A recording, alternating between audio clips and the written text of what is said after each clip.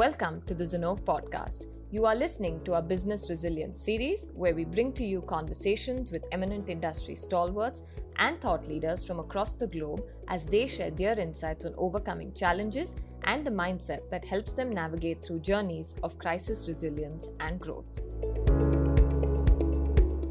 Hello, everyone, and welcome to an all-new Zinnov podcast. As part of our Business Resilience series, I'm Amit Kulkarni, Principal at Zinnov, and I'll be your host for today.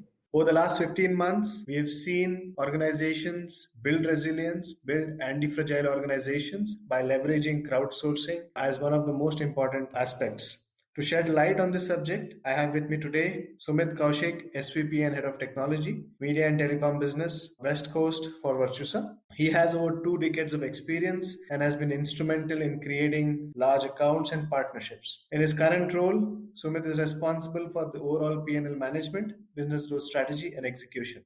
Welcome, Sumit. Great to have you with us today. Thanks, Amit. Happy and excited to be here. Looking forward to the conversation. What is the genesis of the crowdsourcing model?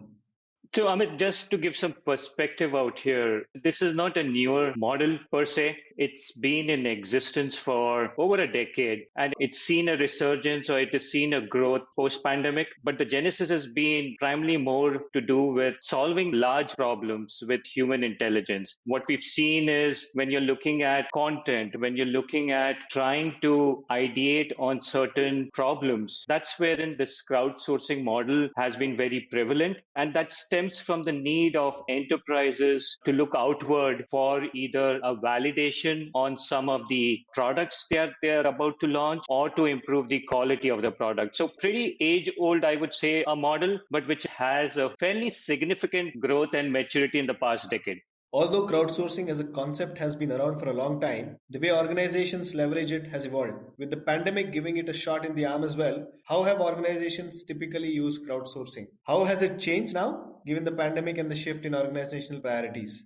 Absolutely. Let me take a step back and pretty much first talk about what it was pre-pandemic. A lot of the enterprises on a crowdsourced platform would pretty much go in for small quantum of work, and that would typically involve things around doing either a small mobile app development, or it could be in terms of testing a particular product in B geography where they internally would not have resources. So they would go on certain platforms like Amazon Mechanical Turks, right? A very important and a very prevalent model from Amazon, which people would go in and outsource that particular task to a pool of workers, which pretty much are working in a gig economy, if I may. So they are doing certain part-time work. They are involved in doing this piece of work in their off hours to have a dual income. So that's the kind of model which typically would happen in the past. Fast forwarded to now in terms of COVID situation just was unfathomable for a lot of enterprises. A lot of customers didn't actually have BCPs ready when it came to such a calamity. The most important thing that became was how do they service their customers and how do they service even their employees when it comes to remoting. And because of this particular phenomena, you could see customers looking at different models and different options to still get their job done, primary focus being on the customers. And that's wherein you suddenly saw a resurgence as far as the platform is concerned, and tasks around those platforms evolved to pretty much giving more customer success-based projects. You would see testing of products, be it hardware or be it software, which started getting outsourced as far as the platforms are concerned. And even when you look at industry maturity curve, when it comes to AI and ML, has significantly contributed a lot towards the adoption as far as the platform goes. So interesting times when it comes to post-COVID and the growth factor when it comes to this platform, especially around enterprises adopting remoting as one of the key drivers to get their job done.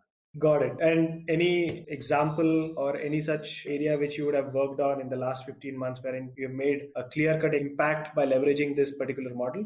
We do have, Amit, a platform which focuses on gig workers as well as focuses on the crowdsourced model. We have been working with one of our customers. It's been over, I would say, a 4-year-old relationship on the project. where post-COVID, we pretty much moved our workforce as well as gotten newer gig workers on that platform to pretty much look at improving the ads quality. And that was launched for 14 countries. And we've got close to around 1,000 people within this particular workflow that currently support different ratings as far as ads, with the primary goal of improving the ads quality. So we continue to build as far as this particular model in different geographies. And the 14 countries I'm talking about are mainly within Europe. Got it. That's very interesting, right? And continuing to what you mentioned in terms of how companies are looking at servicing their customers, also they're looking at how do they service their internal employees, right? How do you think crowdsourcing is different from an internal versus external lens? And how are each of these linked to business values? So, two different aspects, as we talked about, when people are looking at, or maybe enterprises, when you look at enterprises looking at the internal function, the most important part when they're looking at crowdsourcing is more around innovation, more around ideation. The intrinsic value or the business value that pretty much is derived around it is to build a culture around innovation, agility, having flexibility to do validating your hypothesis, validating your approach towards certain solutions, validating a product within a geographical space. It all drives from actually this particular piece. Post COVID, there's a major emphasis by our customers on the employee well-being, especially their employees which are spread across geographies and global enterprises. They are using this platform to engage, to collaborate, and have multiple teams work on solving a common problem. Every enterprises have pockets of excellence and pockets of expertise, and to get all that together, you pretty much are using more of a crowdsourced platform to derive and engage their employees together. So that's one when enterprises are looking at an internal business value. From an external side, it's always around organizations having an obsession to improve their quality of the product. We typically have seen how enterprises now are looking at, especially products which are meant for global scale. What do you do to actually improve the quality? There are certain products, as an example, where if you need to actually test in an emerging country, which is more around looking into their infrastructure, looking into their 3G networks, or even their Wi Fi, you pretty much are trying to have these products tested in region. You're getting a feedback from the consumers firsthand so that you can improve your products. And that's golden. Happy customers leads to higher revenue, higher bottom line. So that's how companies are pretty much looking at more from an external standpoint. Got it. Perfect. You also mentioned that you have at Virtusa a crowdsourcing platform, right? So, how are you positioning your current platform or crowdsourcing offering? And how are you articulating the value proposition to your customers?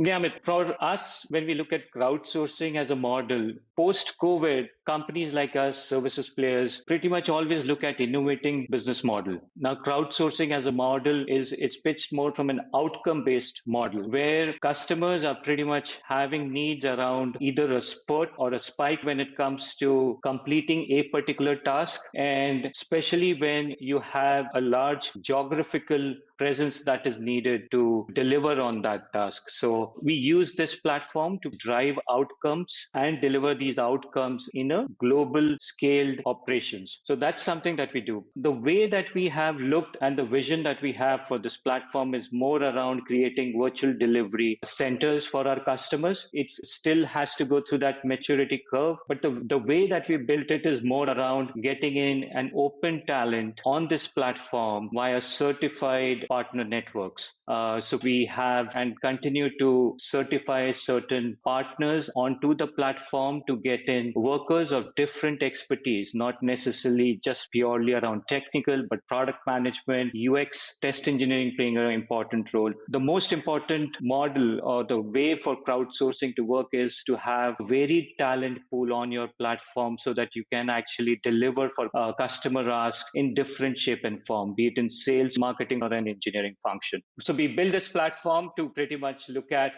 certain AI-based quality controls which have been put in. We put in gamification so that the productivity and the gig workers are engaged continuously, which is leading to obviously a faster turnaround time for customers to get their tasks completed. And since it's outcome-based, it has a flex pool You could actually have a core pool of workers working on your particular task. It's also more cost effective for customers because they're paying for mainly the outcomes versus the worker. Got it. Now we've spoken about the kind of aspects to crowdsourcing. Now, what are the underlying factors that you're seeing driving companies to adopt this? Is there a particular industry where you're seeing a lot more adoption rather? And is the style of leadership or the structure of the organization also influencing crowdsourcing decisions? Typically, Amit, we've seen startups do a good job at it, primarily because they have a shortage of resources to get their tasks done. So traditionally, it's been always the startups and smaller to mid-sized companies which have embarked on crowdsourcing as a model with varying degree of success in their minds. But of late, in industries, it spreads across right from high tech to telco to media. But we've had early adopters in enterprises like GE, Procter and Gamble.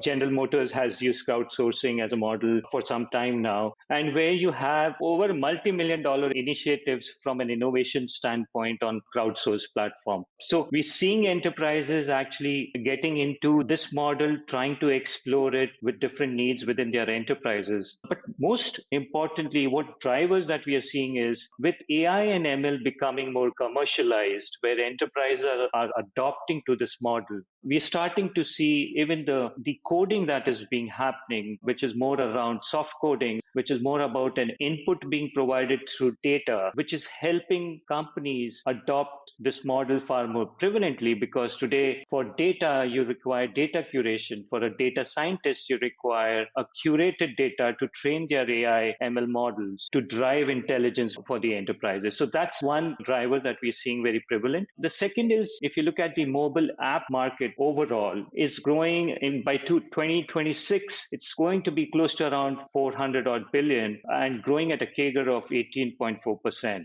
What that means is there's going to be more mobile apps in the marketplace, and these mobile apps are going to be more global in nature, targeted towards a particular demographic within certain countries, which would require more testing of these applications so that the consumers have a much better product. And that's leading to a lot of crowdsourcing on usability testing, functional testing on this platform. And finally, I think it's mainly around the macro trends that we are seeing currently in the industry, which is post-COVID, which is more around digital workspaces, remote working. These are very important aspects because enterprises do realize now that remoting as a function can still help them in meeting their goals without compromising on productivity or quality. And they've seen that internally, and that's all that is helping us drive the adoption when it comes to crowdsourcing. Structurally, what we've seen, maybe from an organization and a leadership standpoint, organization and enterprises which are highly agile,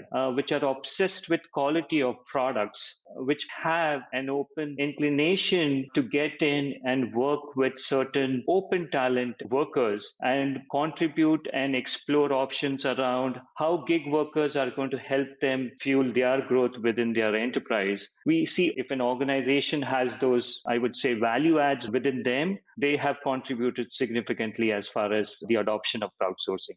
Great. So these are very profound thoughts which you just shared. I'll just go to my final question. Very quick. Where do you think this model is heading, right? How will Unlock impact this model? And what are your views on the future of such model?